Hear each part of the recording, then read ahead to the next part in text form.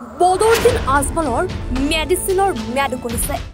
আজমল সাহেবৰ এক্সপ্ৰে হৈ গ'ল, এতিয়া আৰু ৰাইজে গ্ৰহণ নকৰে। বদৰুদ্দিন আজমলে সাংসদ পুঁজিৰ ধন লুটিপুটি খাইছে। তেওঁৰ পুঁজিটো তেওঁৰ যিবিলাক সাংগ-পাংগ তেওঁৰ আশে-পাশে থকা মানুহ তেওঁলোকে ভাগে মিলি খাইছে। যিমানে নিৰ্বাচনৰ দিন চমু চাপি আহিছে, সিমানে ৰাজনৈতিক দলসমূহৰ প্ৰাৰ্থীসকলৰ মাজত তীব্ৰতৰ হৈ উঠিছে বাকযুদ্ধ। আজি ফকীৰগঞ্জত এক অনুষ্ঠানত অংশগ্ৰহণ কৰি জলেশ্বৰৰ কংগ্ৰেছী বিধায়ক আফতাবুদ্দিন মোল্লাই ধুবুৰীৰ সাংসদ বদৰুদ্দিন আজমল আৰু AIUDFৰ বিধায়ক নজৰুল ইছলামক তীব্ৰ সমালোচনা কৰে। কংগ্ৰেছৰ বিধায়কগৰাকীয়ে কয় যে বদৰুদ্দিন আজমলৰ মেডিচিনৰ হেনো ম্যাদ উকলিছে, তেওঁৰ মেডিচিন আৰু কাম নিদিয়ে। মই বিধায়ক, মই ক'ব পাৰোঁ যে এইটো কাম কৰিছোঁ, মই দেখাই দিম। 3 বছৰৰ বিধায়ক আছোঁ, আগতো আছিলোঁ বিধায়ক। এই 3 বছৰ ক'ত ক'ত কাম কৰিলোঁ মই দেখাই দিম, মোৰ হাতত আছে, কিন্তু তেওঁ দেখাব নোৱাৰে। গতিকে এইবিলাক মাৰি কাটি খোৱা মানুহ বহুতৰ খালে তেনেকুৱা। এতিয়া আৰু ৰাইজে বুজি পাইছে যে তেওঁ বিজেপি দলৰ লগত গোপন মিতিৰেলি কৰি তেওঁ চলি আছে। আজি মৌলানা বদৰুদ্দিন চাহাবে যোৱাকালি মই যিটো তেওঁৰ এই নজৰুল ইছলামৰ কথা ক'লোঁ যে আমাৰ বিধায়ক, তাৰমানে এটা কথা কৈ আছে যে হেমন্ত বিশ্ব শৰ্মাৰ লগত ৰকিবুল হুছেইন চাহাবৰ ডেইলি এবাৰ ফোনত কথা হয়। এই কথাবিলাক ৰাইজে গম পাইছে নহয়, কাৰ লগত কথা হয়, এই কথা ৰাইজে ইতিমধ্যে গম পাইছে। এতিয়া আৰু এই মানে মিডিয়াৰ আগত আহি ডাঙৰ ডাঙৰ কথা কৈ লাভ নাই, ৰাইজ বুজি পাইছে, এইবাৰ শিক্ষাটো দিব। উক্ত অনুষ্ঠানটোত উপস্থিত থাকে দক্ষিণ শালমাৰাৰ বিধায়ক ৱাজেদ আলী চৌধুৰীও।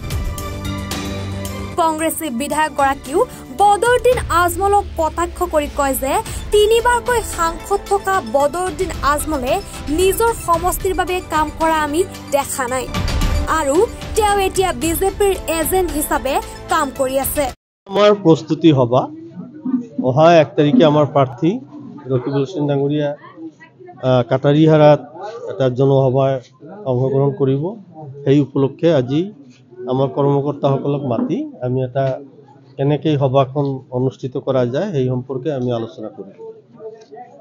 গতিকে আমি এবাৰ নিশ্চিত আজমল ডাঙৰীয়াক এইবাৰ ৰাইজে বিদায় দিব, আৰু বিদায় দি পেলাই এটা সাম্প্ৰদায়িক ৰাজনীতি আমি ওৰ পেলাব বিচাৰিছোঁ। কাৰণ আজমল ডাঙৰীয়াই সাম্প্ৰদায়িক ৰাজনীতিৰ আৰম্ভণি, শেষত গৈ সুবিধাটো পালে বিজেপিয়ে, 4জন MLAৰ পৰা 60জন MLA হ'ল। গতিকে এই সাম্প্ৰদায়িক ৰাজনীতি শেষ কৰিব লাগিব। এইটো শেষ কৰিব বিচাৰিলে আমি আজমলক বিদায় দিব লাগিব। ভৰত নৰৰ ৱাইফ ৰাণী নৰৰ প্ৰাৰ্থিত্ব বিচাৰিছিল। আমি ডিটেইলছ নাজানো, হয়তো সেইটো এটা কাৰণ হ'ব পাৰে, কিন্তু এই পদত্যাগ এইটো আল্টিমেটলি আমাৰ পাৰ্টি হাইকমাণ্ডে নিশ্চিতভাৱে তাৰ লগত যোগাযোগ কৰি পদত্যাগটো যদিও দিছে খবৰ, সেইটো উঠাই লোৱাৰ ব্যৱস্থা কৰা হ'ব। ৰকিবুল হুছেইনে প্ৰাৰ্থিত্ব পালে ৰচিদ মণ্ডলে দল ত্যাগ কৰিব বুলি কৈছিল, আচলতে কি কৰিব? কোৱা কথাটো কয়, কিন্তু এতিয়াতো প্ৰাৰ্থিত্ব পায়ে গ'ল, গতিকে দল ত্যাগ কৰি কি কৰিব? এতিয়াতো আৰু দল ত্যাগৰ কথা শুনা নাই। গতিকে এইবিলাক কথা খবৰত কৈ থাকে, কিন্তু মই ভাবোঁ যে কংগ্ৰেছ এটা বৃহৎ দল, গতিকে এই দলত পৰা আঁতৰি গ'লে নিজৰ ভীতিও নাথাকিব। আচ্ছা, আজমলে যিহেতু 3বাৰকৈ সাংসদ আছিল ধুবুৰী লোকসভাত, গতিকে তেওঁ কিমান উন্নয়ন কৰিবলৈ সক্ষম হৈছে?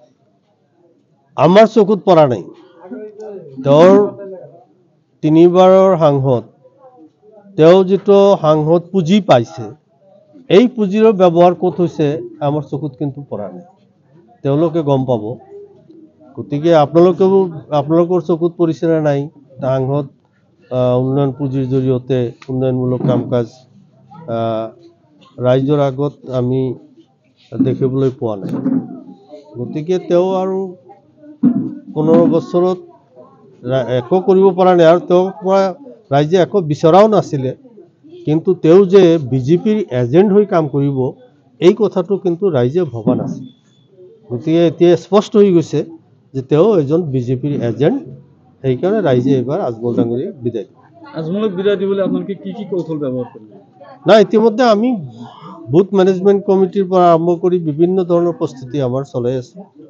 গতিকে তেওঁক বিদায় দিয়াটো এইটো অৱধাৰিত।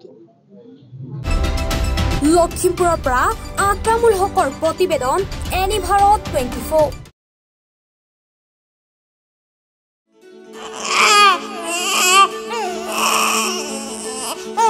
অভিনন্দন, আপোনাৰ এজনী ছোৱালী জন্ম হৈছে।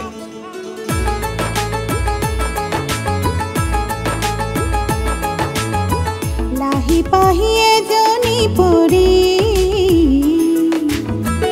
আহিলে ঘৰখন